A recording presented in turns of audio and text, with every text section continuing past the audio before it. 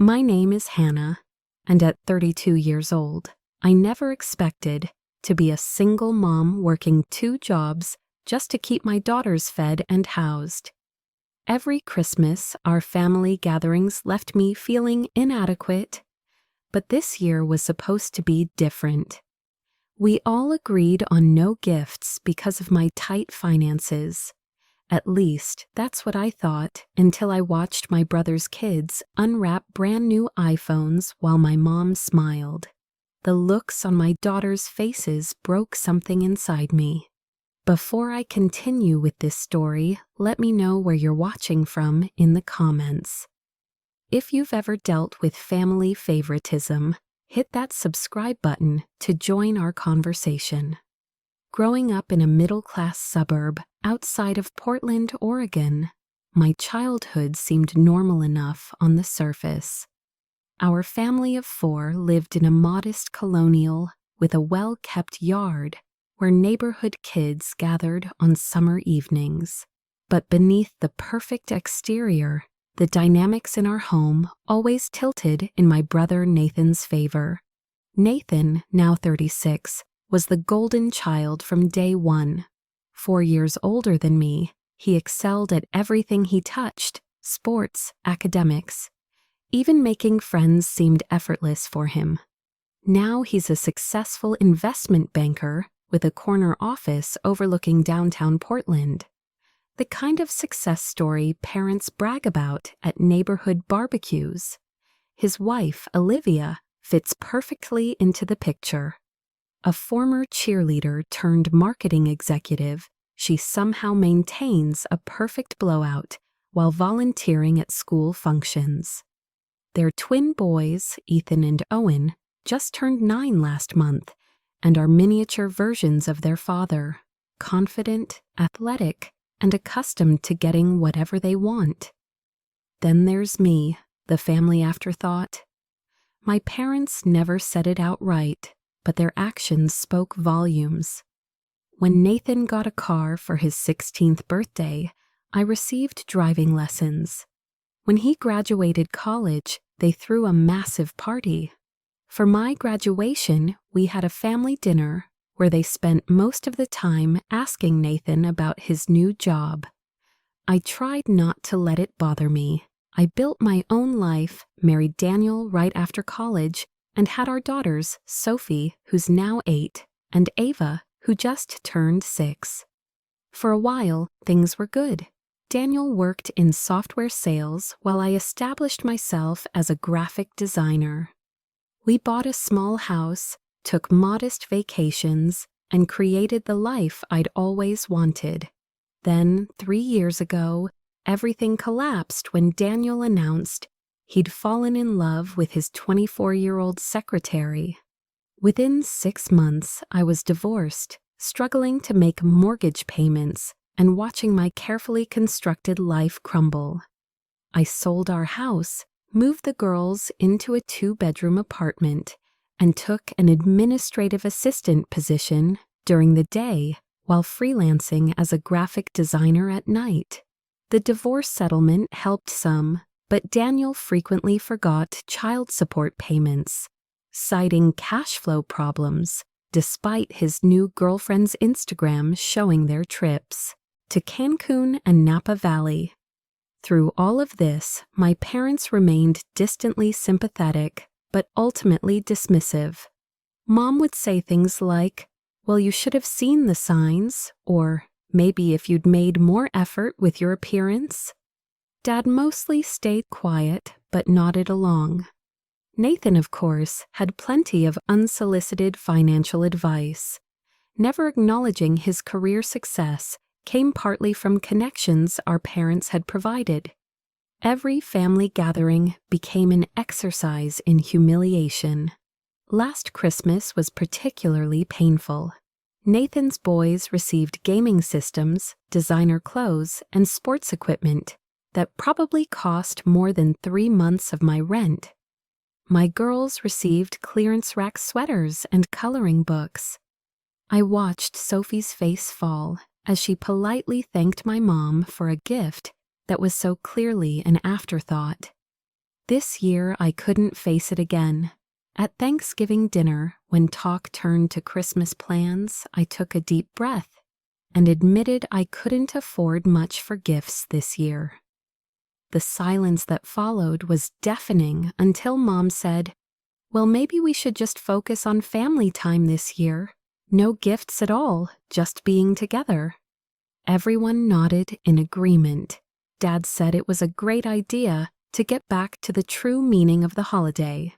Nathan's wife, Olivia, commented that the boys had too much stuff anyway. Nathan himself shrugged and said, "Fine by me." For the first time in years, I felt a weight lift. The girls and I still spent December making homemade gifts, hand-knitted scarves, photo albums filled with family memories, cookies packaged in decorative tins. Even though we'd agreed on no gifts, I wanted to bring something personal. The girls and I spent evenings crafting together, giggling over mistakes and restarting projects. Those quiet moments of creativity became my favorite part of the holiday season.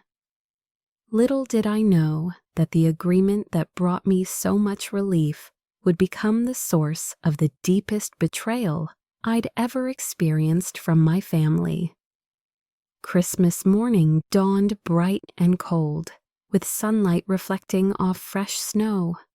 Despite the no-gift agreement, I carefully packed our homemade presents into a tote bag.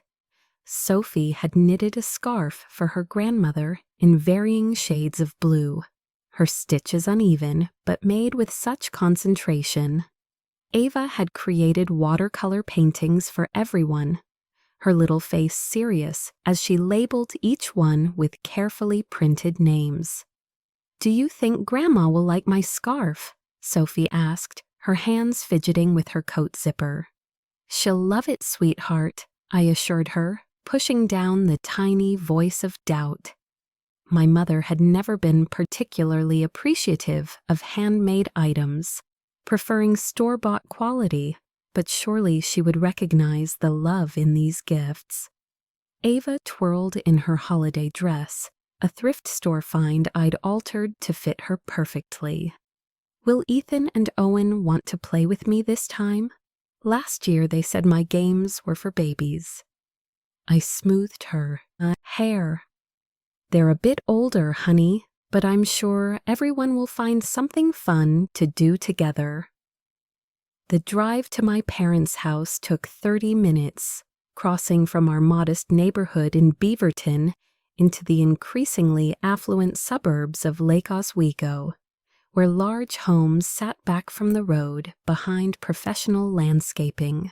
My parents had upgraded to this 4-bedroom colonial after my father's promotion 10 years ago. The mortgage was nearly paid off now, a fact my mother mentioned frequently in conversations about my rental situation. As we pulled into their circular driveway, I noticed Nathan's new Tesla SUV wasn't there yet. At least we wouldn't be the last to arrive. My father opened the front door before we reached it, his smile warm but distracted. "There are my girls. Merry Christmas." He hugged my daughters, then gave me a quick pat on the shoulder. "Your mother's been cooking since 6 o'clock this morning." The house smelled of cinnamon, pine, and roasting turkey. Mom had outdone herself with decorations this year.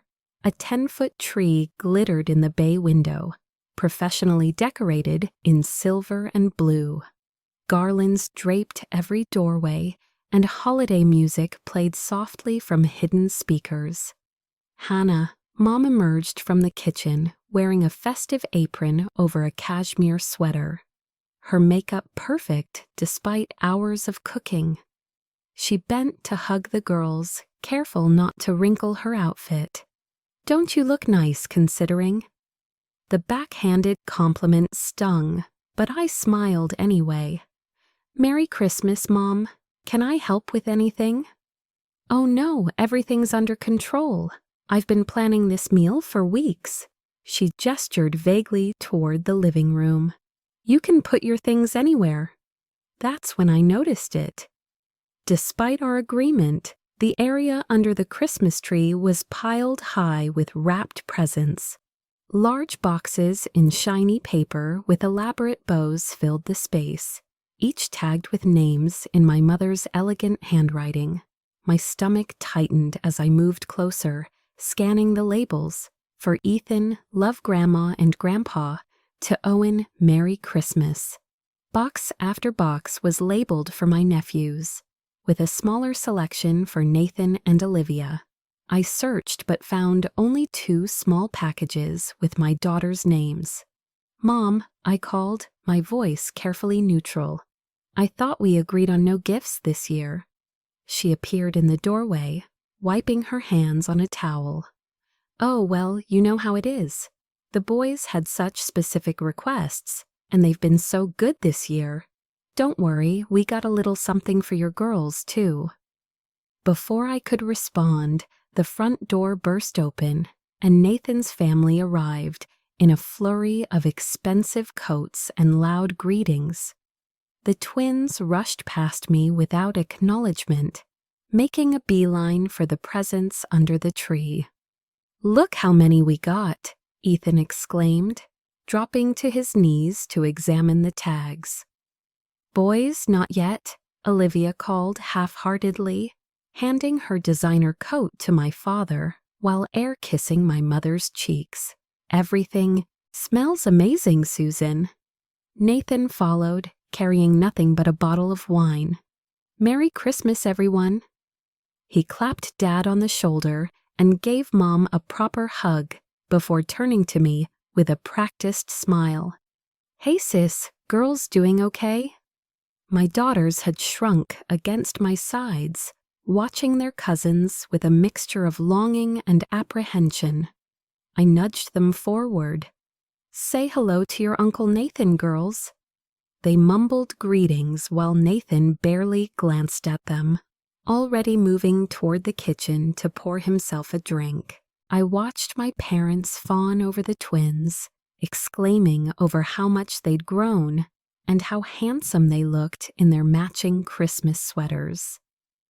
Dinner will be ready in about an hour, Mom announced.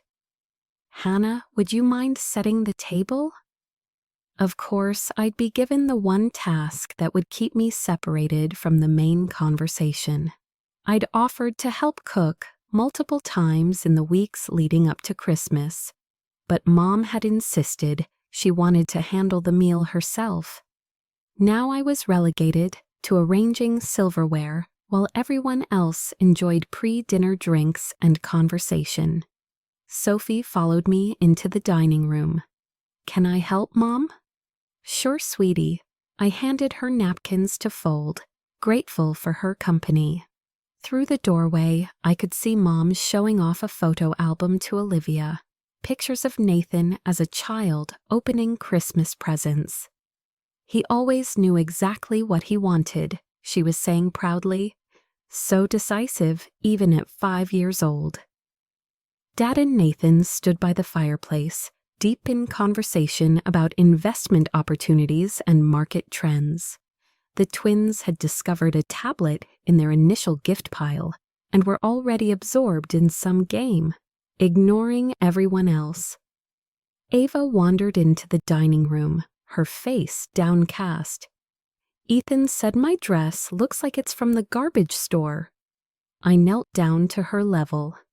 Your dress is beautiful, and you know what? You're beautiful in it. Some people just don't know how to be kind. She nodded but didn't look convinced.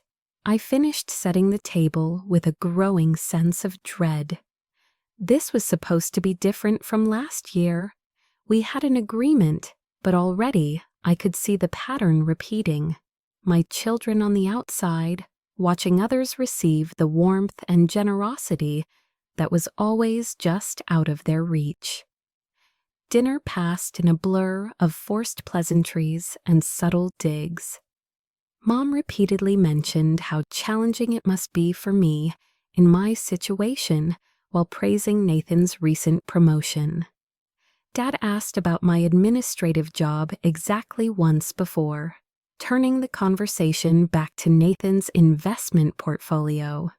The twins complained about the vegetables, but were quickly appeased when Mom produced the special mac and cheese she'd made just for them. My offers to help clear the table were waved away. "You just put things in the wrong places, dear." After dessert, an elaborate Yule log cake that Mom pointed out she'd ordered from that expensive bakery downtown, everyone migrated to the living room. I helped my daughters find seats on the floor, noticing how they sat close together, a tiny island in the sea of family dynamics. Mom clapped her hands together. "Well, I suppose it's time for the presents." I froze, coffee cup halfway to my lips. Across the room, Dad suddenly became very interested in adjusting a Christmas ornament. "Mom," I said carefully, "I thought we all agreed not to do gifts this year. That's why we only brought homemade tokens." She laughed, the sound brittle and dismissive. "We all agreed not to do gifts," she said with a wave of her hand. "But the boys were so good, and Nathan's had such a successful quarter. We wanted to celebrate a little." My throat tightened as I watched Ethan and Owen dive for the packages, ripping paper with abandon. "Oh my gosh, the new iPhone!" Ethan shouted, holding up a sleek box. Owen was next, his eyes widening. "No way! The gaming PC I wanted! Is this really the $2,600 one?" "Only the best for my grandsons," Dad said, beaming with pride. Next came VIP concert tickets to some boy band they'd been obsessing over, complete with backstage passes. Box after box revealed expensive sneakers, designer clothes, the latest headphones and electronic gadgets I couldn't even identify. My daughters watched silently, their expressions falling with each extravagant reveal. I felt Sophie's small hand slip into mine, squeezing tight. "And for Sophie and Ava," Mom continued, handing over 2 small envelopes. My daughters approached cautiously, accepting the envelopes with polite thanks. Inside each was a $10 gift card to a bookstore chain. $10, not even enough to buy a new hardcover book. "That's so you can pick something you really want," Mom explained, already turning back to exclaim over the twins' haul. I watched Ava's bottom lip tremble as she looked from her gift card to her cousin's mountain of presents. Sophie's face had gone carefully blank. At 8, she was old enough to understand exactly what was happening. "Mom," I said, my voice tight, "can I speak with you in the kitchen for a moment?" She followed reluctantly, straightening gift wrapping as she went. "What is this?" I asked when we were alone. "We explicitly agreed, no gifts. I told you I couldn't afford to buy presents this year, and you said we'd focus on family time instead." She sighed heavily. "Hannah, don't make a scene. The boys had their hearts set on these things, and your father and I have worked hard our whole lives. We're allowed to spoil our grandsons a little." "And my daughters? What about their hearts?" "We got them gift cards," she countered defensively. "For $10 each, Mom. $10 when you spent thousands on the boys. Do you have any idea how this makes them feel? How it makes me feel?" Her expression hardened. "This is exactly your problem, Hannah. Always keeping score, always feeling sorry for yourself. If you'd made better choices in life, maybe you could afford to give your children nice things too." The injustice of her words left me speechless. I'd worked myself to exhaustion, trying to keep my children fed, clothed, and housed after Daniel abandoned us. I'd never asked my parents for financial help, though they'd offered it freely to Nathan when he wanted to remodel his kitchen last year. I returned to the living room where Dad was helping the twins unbox their new gaming PC. "Dad," I said quietly, "can we talk about what just happened?" He barely looked up. "What's the problem?" "The problem is that we had an agreement, no gifts this year. I was honest about my financial situation, and now my daughters are sitting here watching their cousins open thousands of dollars worth of presents." He finally met my eyes, his expression dismissive. "You're overreacting," he said with a small smirk. "It's just a few things for the boys. They've been looking forward to this." "And what about what my girls have been looking forward to? A fair family Christmas where they don't feel less than." Nathan looked up from his new watch. "Come on, sis, don't be dramatic. The boys are at an age where they need certain things.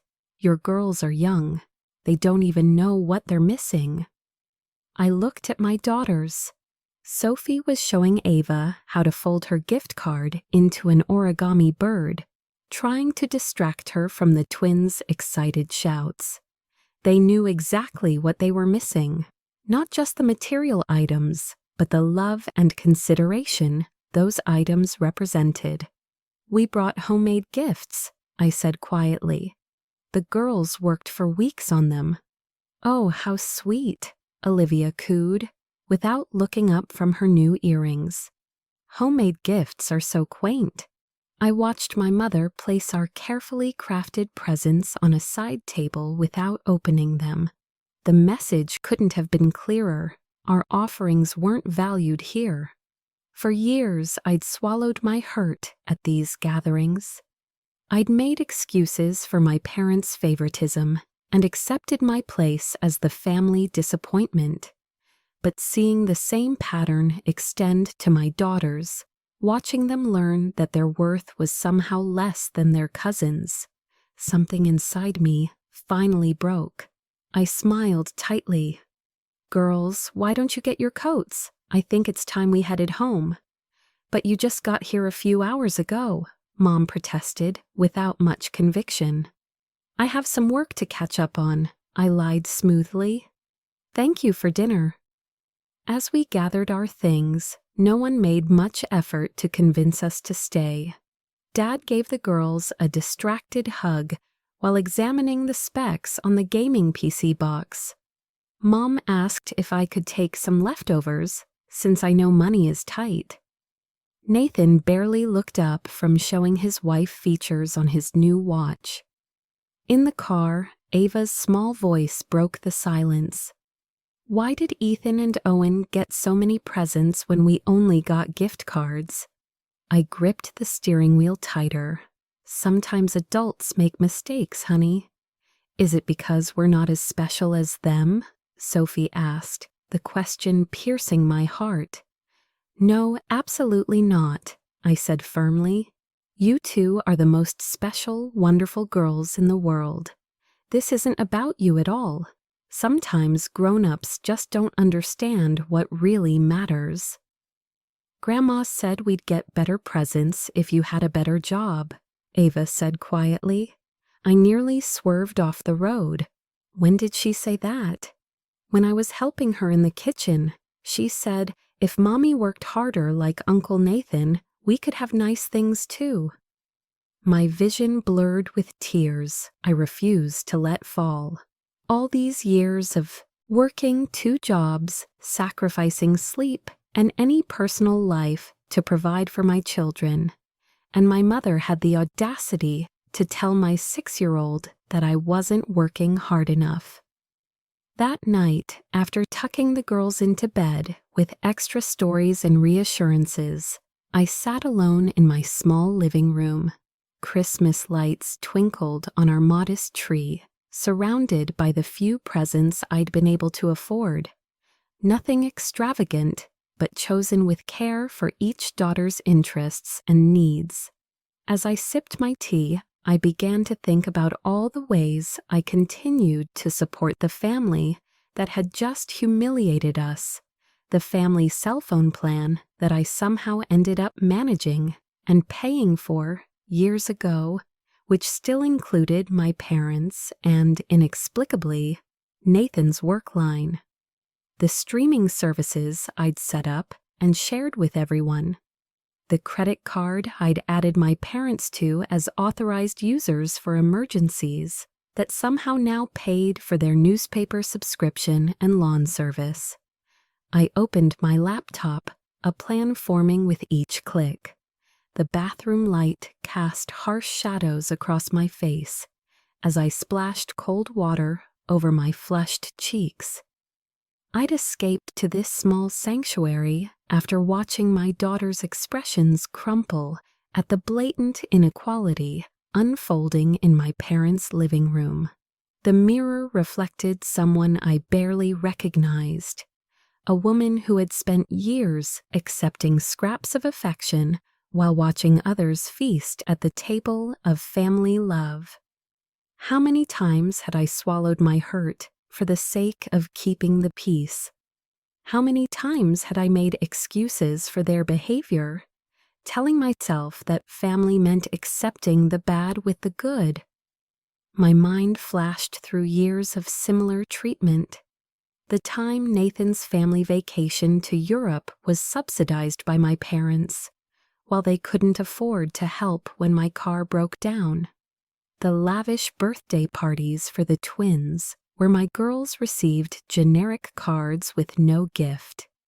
The casual dismissal of my career struggles, while Nathan's every professional achievement warranted family celebrations. But the inequality went deeper than emotional slights. Over the years, I'd somehow become the financial support system for a family that gave little in return. After college, I'd helped everyone set up their technology, computers, phones, streaming accounts. Being the tech-savvy one meant I became the family IT department, on call whenever someone couldn't figure out their email or needed a new device configured. Somehow this evolved into me managing and paying for the family cell phone plan.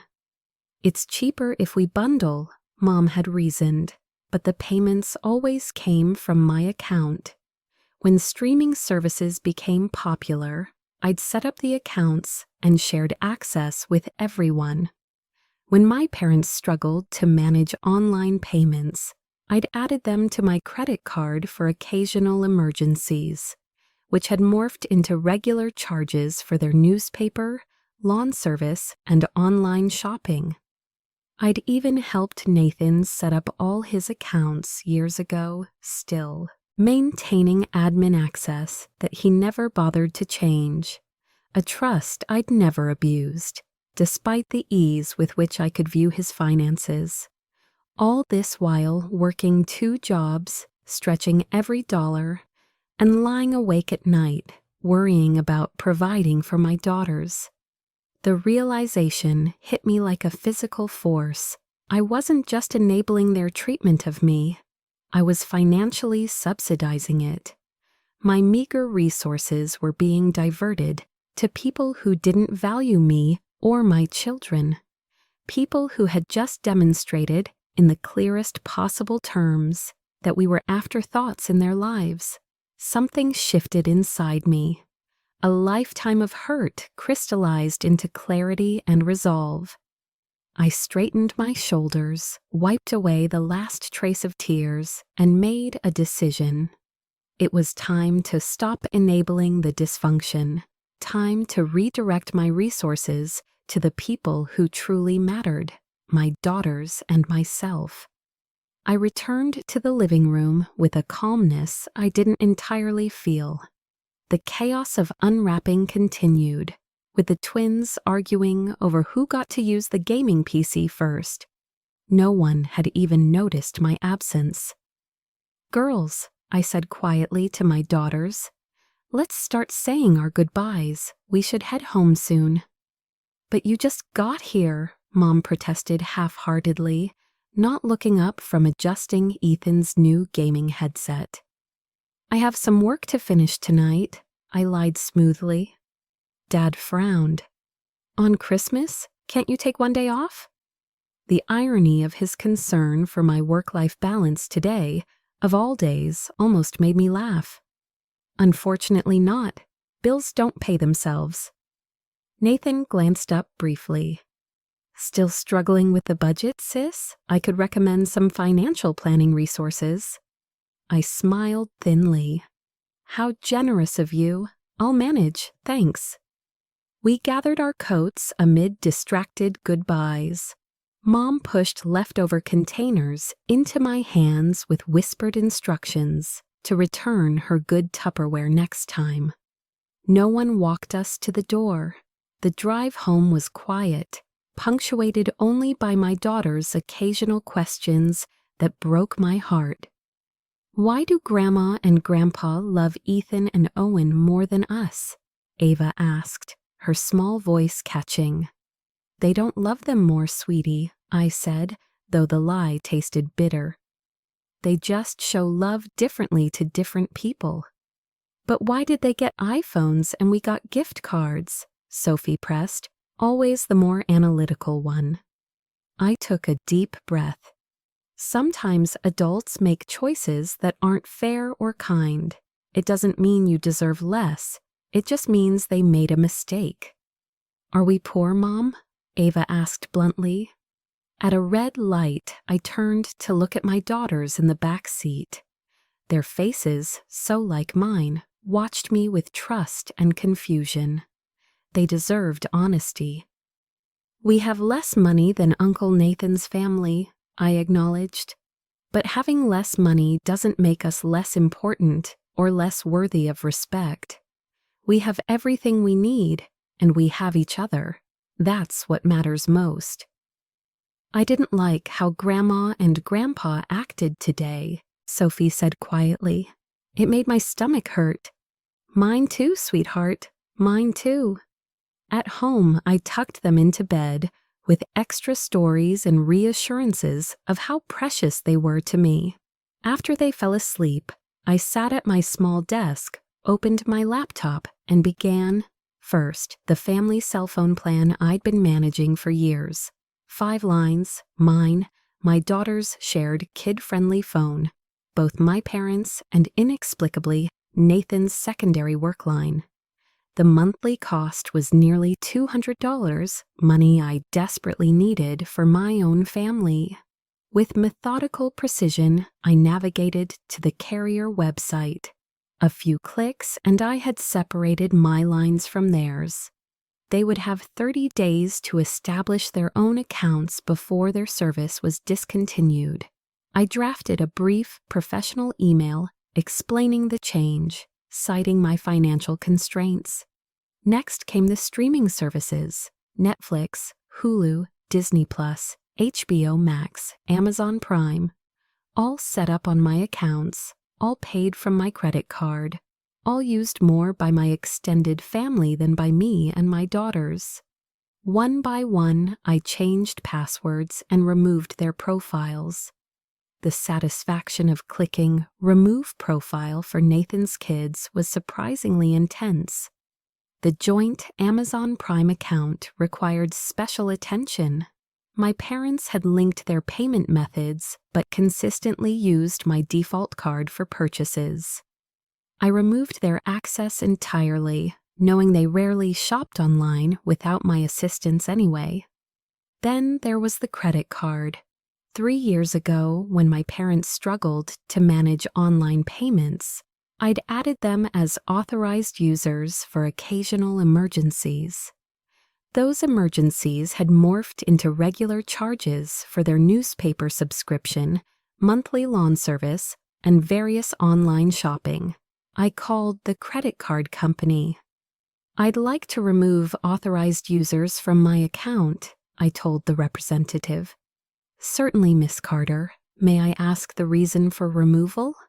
Financial reorganization, I said simply. After confirmation, I canceled all automatic payments I'd set up for their services. Each cancellation felt like removing a weight I'd forgotten I was carrying.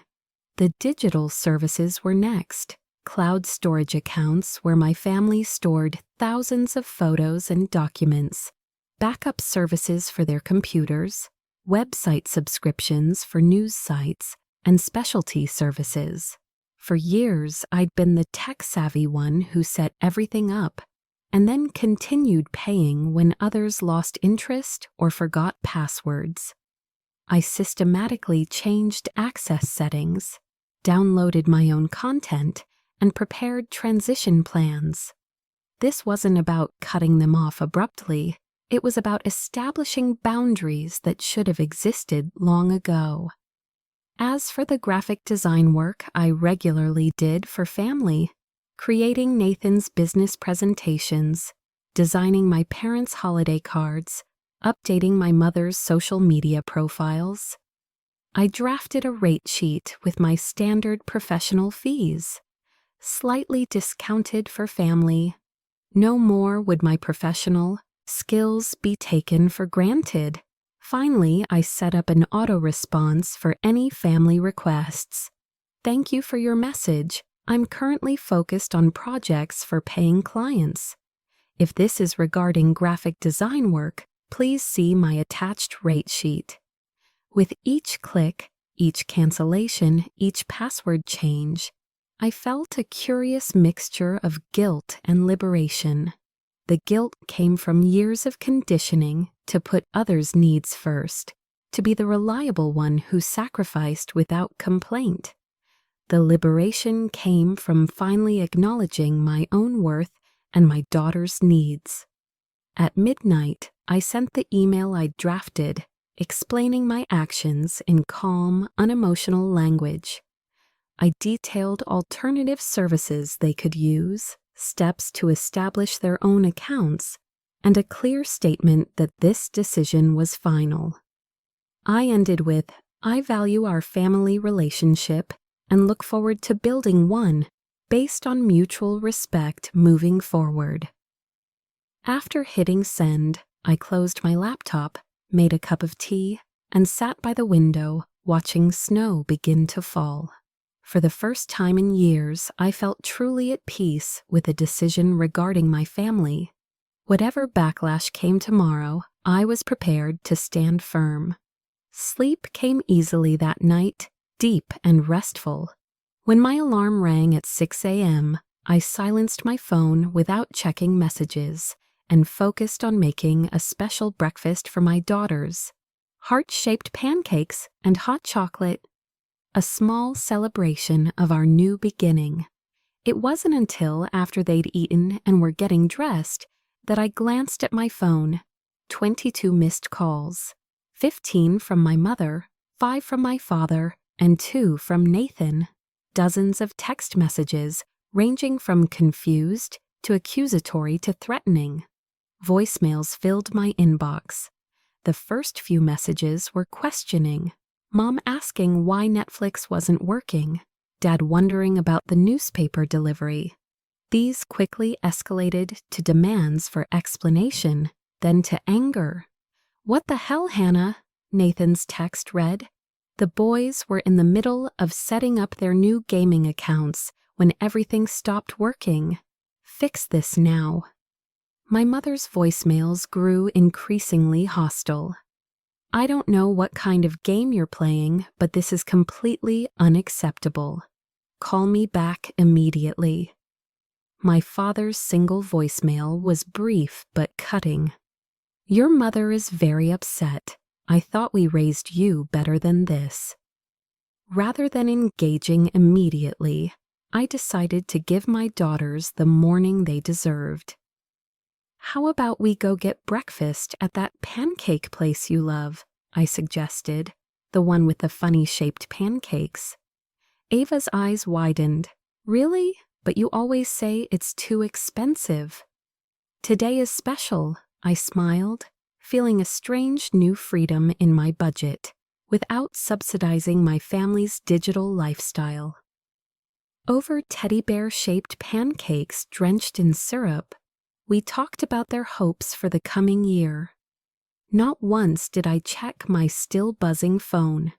This moment, this small happiness with my daughters, was more important than the drama unfolding in my missed calls. It was nearly 11 a.m. when we returned home, the girls chattering about using their gift cards to buy new books. As we pulled into our apartment complex, I noticed a police cruiser parked near our unit. 2 officers stood at my door, looking official and slightly uncomfortable. My heart raced, but I kept my expression neutral. "Wait in the car for a minute, girls. I need to speak with these officers." As I approached, the taller officer stepped forward. "Miss Hannah Carter." "Yes, that's me. Is there a problem?" "We're conducting a welfare check. Your parents called, concerned that they couldn't reach you and that you might be—" He consulted his notepad. "Emotionally unstable and making irrational decisions." I almost laughed at the absurdity. "As you can see, officers, my daughters and I are perfectly fine. We just returned from breakfast." The second officer glanced at my car where the girls waited. "Your family seemed quite concerned. They mentioned unusual activity with shared accounts and services." "I made financial decisions regarding accounts that are in my name and that I pay for," I explained calmly. "My family was notified of these changes via email. This is a personal matter, not a police matter." They exchanged glances, clearly realizing they'd been drawn into a family dispute. "We'll note that everyone is safe and well," the first officer said. As they turned to leave, a familiar Tesla SUV screeched into the parking lot. Nathan had arrived, and judging by his expression as he slammed his car door, the real confrontation was just beginning. The police officers paused as Nathan stormed toward us, his expensive leather shoes crunching on the salted pavement. His face was flushed with anger, a stark contrast to the calculated composure he usually maintained. "Everything okay here?" the taller officer asked, clearly sensing the tension. "Family matter," I said calmly. "Thank you for checking on us." The officers nodded, exchanging glances before walking to their cruiser. They didn't drive away immediately, watching the unfolding scene with professional interest. "What the hell are you doing, Hannah?" Nathan demanded, stopping just short of my personal space. The boys were setting up their new gaming PC when everything went dark. "Mom and Dad have been trying to reach you all morning." I maintained my composure, acutely aware of my daughters watching from the car. I sent an email explaining everything. I'm no longer in a financial position to support services I don't use. This is how you want to handle things, by throwing a tantrum because we got the kids some nice presents? His voice rose with each word. "After everything we've done for you." That phrase, "after everything we've done for you," struck a nerve I didn't know was exposed. "What exactly have you done for me, Nathan? Please enlighten me." He blinked momentarily, thrown off his rehearsed indignation. We've always included you in family events, helped when you got divorced." "Helped how?" I interrupted. "By offering unsolicited advice, by suggesting I just work harder while I was working 2 jobs, by telling my daughters they'd have nicer things if their mother made better choices." His eyes darted to the car where the girls sat watching. "Keep them out of this. This is between us." "No, it isn't," I said firmly. "This is about how my daughters were made to feel yesterday. This is about years of unequal treatment that I've not only tolerated, but financially supported." "What are you talking about?" "The family cell phone plan I've paid for since 2014. The streaming services, the cloud storage, the credit card my parents use for their newspaper and lawn service. the free graphic design work I've done for your business presentations, all while working 2 jobs to keep my daughters housed and fed. His expression shifted from anger to something like embarrassment, quickly masked. Those are just small expenses. $200 a month for the phone plan alone, I cut in. Almost $5,000 a year in total for services primarily used by you and Mom and Dad. That's not small to me. That's my daughter's dance lessons and school supplies. A second car pulled into the parking lot, my parents' Lexus. Great. The family intervention was complete. Dad emerged first, his face set in the stern expression I knew from childhood disappointments. Mom followed, already mid-complaint to anyone listening. "Hannah Jean Carter, what is the meaning of this?" she demanded, marching toward us. "We've been calling all morning. Your father couldn't read his newspaper. None of our streaming services work. And the phone company said our lines will be discontinued." The police officers, still observing from their cruiser, now stepped out again, clearly concerned about the growing confrontation. I took a deep breath. "Mom, Dad, I sent an email explaining everything. The accounts are in my name, paid from my accounts. I can no longer afford to subsidize your lifestyle while struggling to provide for my daughters." "Subsidize?" Dad sputtered. "We've given you everything." "When?" I asked simply. "When have you given me anything close to what you've given Nathan? You paid for his college completely while I took out loans. You gave him the down payment for his first house while telling me to save more diligently. You spend thousands on his children while my girls get $10 gift cards and second-hand clothes." Mom's face flushed. "That's different. Nathan has worked hard for his success." "And I haven't?" My voice remained steady despite the emotion rising in my chest. "I work 2 jobs. I got my degree while raising my daughters alone after Daniel left. I've never once asked you for financial help." "Well, maybe if you'd chosen a better husband," Mom began. "Stop," I said firmly. "This isn't about Daniel. This is about respect. About recognizing that my daughters deserve the same love and consideration as their cousins. About acknowledging that my time and resources have value." Dad stepped forward, his expression darkening. "If this is how you want to play things, maybe we should reconsider certain arrangements. Your position in our will, for instance." The threat hung in the air, meant to bring me to heel as it had so many times before. But something had fundamentally changed inside me.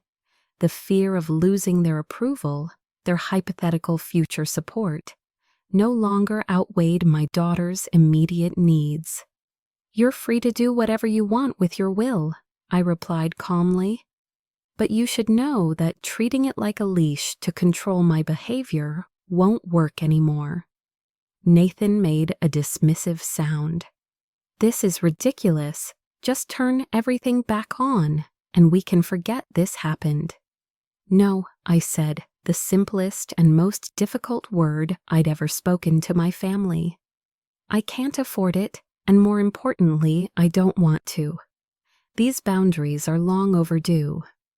A small movement caught my attention. My daughters had gotten out of the car and were now standing just behind me. Sophie's hand slipped into mine, a silent show of support that nearly broke my composure. Mom noticed them and immediately shifted to her grandmother persona. "Girls, isn't this silly? Your mother is just upset about Christmas. Sometimes adults have disagreements." Ava looked up at her with surprising directness. "You said Mom doesn't work hard enough, but she works all the time, even at night after we go to bed." Mom's mouth opened and closed without sound. And you said we'd get better presents if she had a better job, Sophie added quietly. That made us feel bad. The naked truth from my children's mouths silenced everyone momentarily. Even the police officers looked uncomfortable.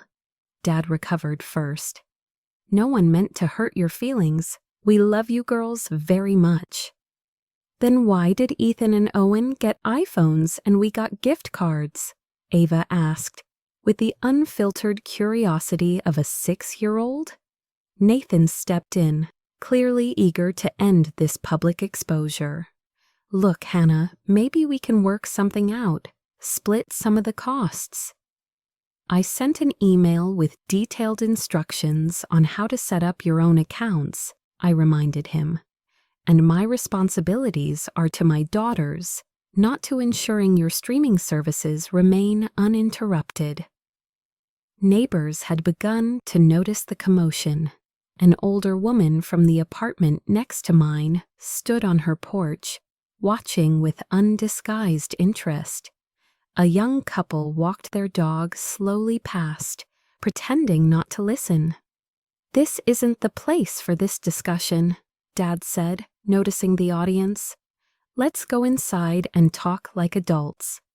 No, I said firmly. We can talk here, or we can talk later, when everyone is calmed down, but I'm not changing my decision. Nathan ran a hand through his perfectly styled hair. A rare gesture of frustration. You don't understand. I need those accounts active now. I have client presentations stored in that cloud drive, data on that shared server. I downloaded everything and can send you your files, I assured him. But going forward, you'll need your own accounts. Something in his expression shifted. A flash of panic, quickly controlled. It's not that simple. I've got financial situations you don't understand. I can't afford new account fees right now. This was unexpected. Nathan, with his Tesla and designer clothes, claiming financial hardship. What are you talking about? Mom asked, her attention shifting to him. You just got that promotion. He avoided her eyes. The market's been volatile. Some investments didn't pan out. The new house renovation went over budget. It's temporary. The perfect facade was cracking, revealing a truth I'd never considered. Nathan's apparent wealth might be as precarious as my struggle. The difference was he'd always had our parents as a safety net. We can discuss payment plans for the services you want to keep, I offered, finding unexpected compassion despite everything. But I can't continue carrying these expenses. Mom turned on me again, finding firmer ground in attacking me than addressing Nathan's revelation. This is all because you're still bitter about your divorce. You're punishing everyone because Daniel left you. The cruelty of the statement stung, but I refused to be baited. This is about my financial reality and teaching my daughters that they deserve respect, nothing more. If you do this, there will be consequences, Dad warned. Family relationships work both ways, Hannah. I'm aware, I said quietly, and I'm prepared for whatever comes next, but my decision stands. The police officers, apparently satisfied that no immediate intervention was necessary, finally returned to their cruiser and drove away. My neighbors continued their unsubtle observation. Girls, I said, turning to my daughters, let's go inside. We have books to read and cookies to bake. This isn't over, Nathan warned as I guided my daughters toward our apartment. I paused and looked back at my family, these people who shared my blood but had never truly shared my burdens. You're right, it's not over. It's just beginning, but things will be different now.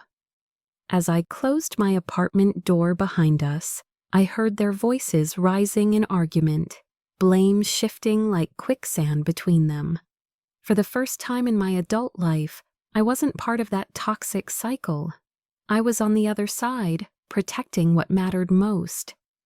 "Are you okay, Mom?" Sophie asked, her perceptive eyes studying my face. I knelt down to her level. "I'm better than okay, sweetheart. I'm proud of us."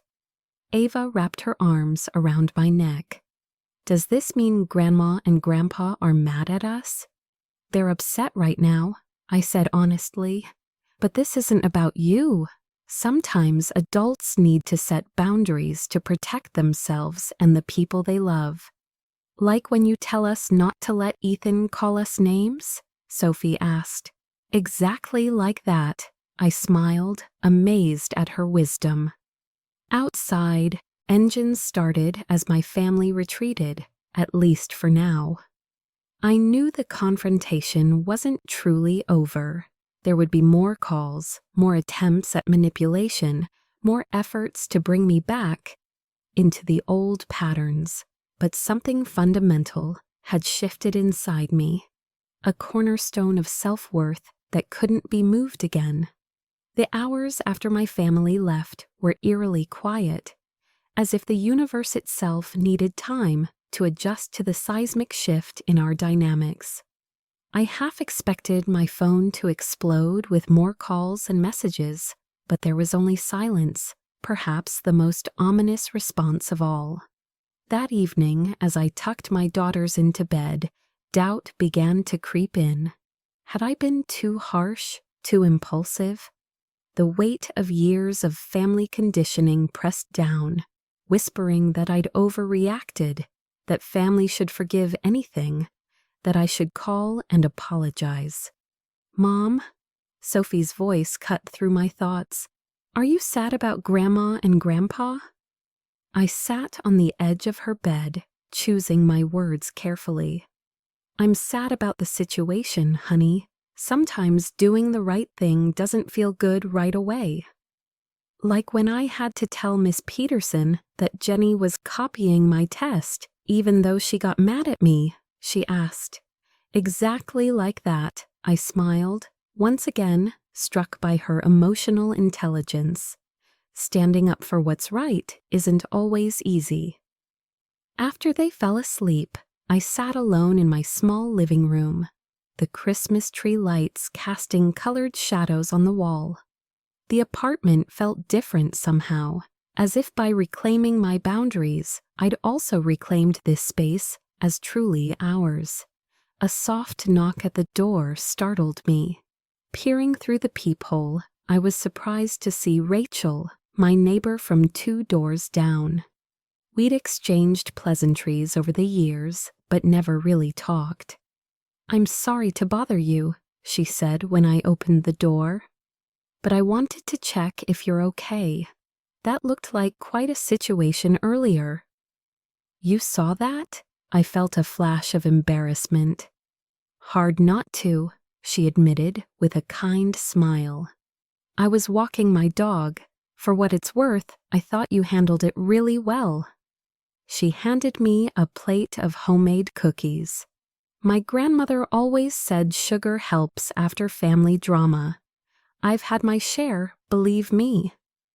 That simple act of kindness from a virtual stranger broke something open inside me.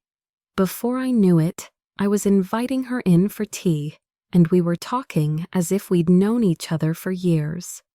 Rachel was divorced too, raising a teenage son alone while working as a nurse. She understood family complications in a way few others in my life did. The first holiday after I set boundaries with my toxic mother-in-law was the hardest, she told me. But it gets easier. You did the right thing. By the time she left, we had exchanged numbers and made plans for a coffee date the following week. An unexpected friendship born from the ashes of family conflict.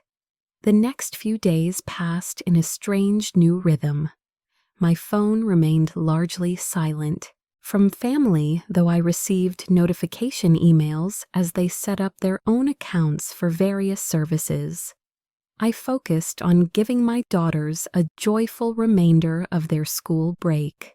movie marathons, baking projects, trips to the park when weather permitted. A week after Christmas, the first text from my mother arrived.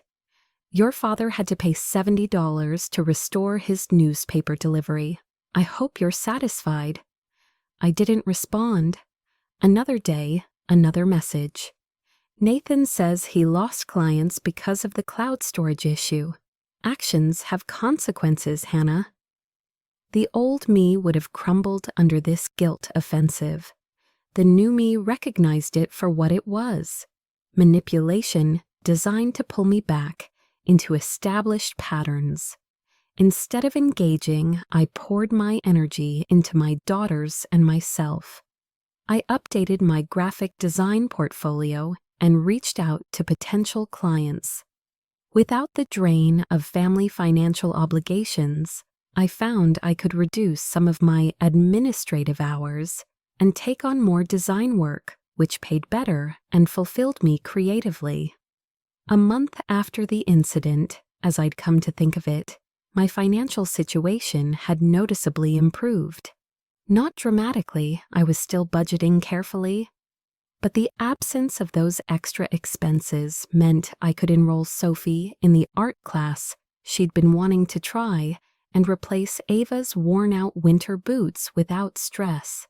The first real test came when my mother called to remind me about my father's birthday gathering.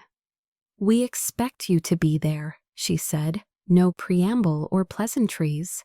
"Family is family, regardless of disagreements." "I'm sorry, but we have other plans that day," I responded calmly. It wasn't even a lie. Rachel had invited us to join her family for a sledding day, followed by hot chocolate. "You choose strangers over your own family?"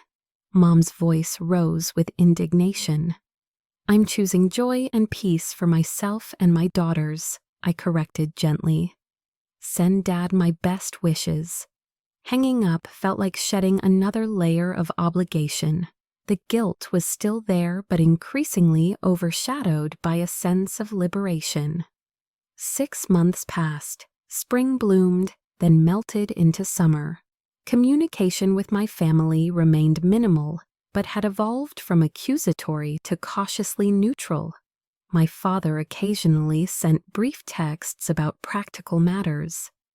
My mother still attempted guilt trips, but with decreasing frequency. Nathan, surprisingly, was the first to adapt to the new normal, even hiring me properly for a graphic design project at my standard professional rate. My relationship with Rachel deepened into true friendship.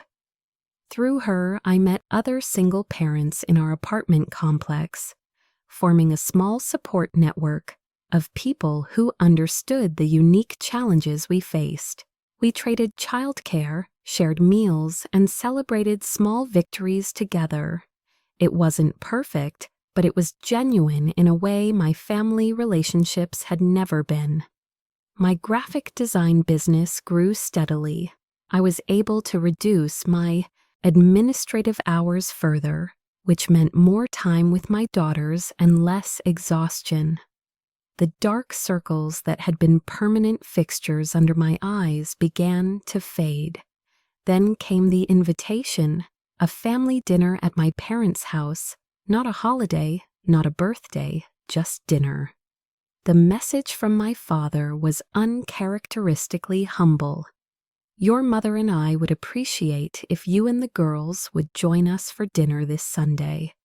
Just us, no Nathan or his family. We've been doing some thinking." After careful consideration, I accepted. The drive to their house felt different this time. I was no longer approaching as a supplicant, hoping for approval, but as an equal participant in a relationship that needed rebuilding. The dinner was awkward at first. My parents seemed unsure how to interact with this new version of me, the one who made eye contact, who spoke clearly about boundaries, who didn't apologize for existing. But as the evening progressed, something shifted. My father, after decades of emotional distance, actually listened when Sophie talked about her art class. My mother, though still prone to critical comments, caught herself mid-critique and redirected to a genuine compliment about Ava's reading progress. After dinner, while the girls explored the backyard, my father cleared his throat uncomfortably. "We may not have been entirely fair in the past," he admitted, the closest thing to an apology I'd ever receive from him. "Nathan's having some financial troubles," my mother added, as if this explained everything. "We always thought he was the successful one who didn't need help." "Everyone needs different kinds of support," I said simply. They didn't fully understand yet. Decades of family dynamics don't change in one dinner. But it was a start, a crack in the foundation of inequality that had defined our relationships for so long. As we drove home that night, Sophie asked, "Are Grandma and Grandpa different now?" I considered my answer carefully. They're trying to be. Change is hard for everyone, especially grown-ups who've been thinking the same way for a long time. But they're trying, and that matters. "I liked when Grandpa asked about my pictures," Ava said sleepily from the back seat. "Me too, sweetie, me too." The transformation wasn't instant or complete. There were still difficult moments, uncomfortable conversations, old habits that resurfaced. But slowly, steadily, our family began to rebuild on a foundation of mutual respect rather than obligation and inequality. Nathan's financial issues eventually became public knowledge within the family. The perfect facade had hidden mounting debt and risky investments. In an ironic twist, he now had to budget carefully, a skill I'd mastered years ago. Sometimes I caught him watching me with something like respect when I discussed financial planning with our parents. As for me, I continued to grow both professionally and personally. My graphic design business expanded enough that I could finally leave my administrative job completely. I saved enough to move my daughters to a slightly larger apartment with a small yard. I began dating occasionally, nothing serious, but enough to remember I was more than just a mother, daughter, and sister. Most importantly, I watched my daughters thrive in this new reality where their worth wasn't determined by comparison to their cousins, where they saw their mother standing tall instead of shrinking to fit others' expectations. They learned through observation the lesson I wished I'd learned decades earlier. True family support is mutual and respectful, not conditional or hierarchical. The journey from enabling to empowerment wasn't easy or straightforward. There were days I doubted myself, nights I lay awake, wondering if I destroyed something irreparable. But with each passing month, the evidence mounted. My improved finances, my daughter's growing confidence, even the slowly healing family relationships. Standing up for ourselves had been not just necessary, but transformative. The strongest family bonds, I discovered, sometimes grow only after you've had the courage to break the harmful patterns that weakened them in the first place. Like a bone that heals stronger at the fracture point, relationships can emerge more resilient from necessary breaks. Have you ever had to set difficult boundaries with family members who didn't treat you fairly? Share your experience in the comments below. If this story resonated with you, please subscribe to hear more journeys of finding strength through difficult family situations. Remember that standing up for yourself isn't selfish. It's essential for your well-being and teaches the next generation valuable lessons about self-worth. Thank you for listening, and may you find the courage to create the healthy relationships you deserve.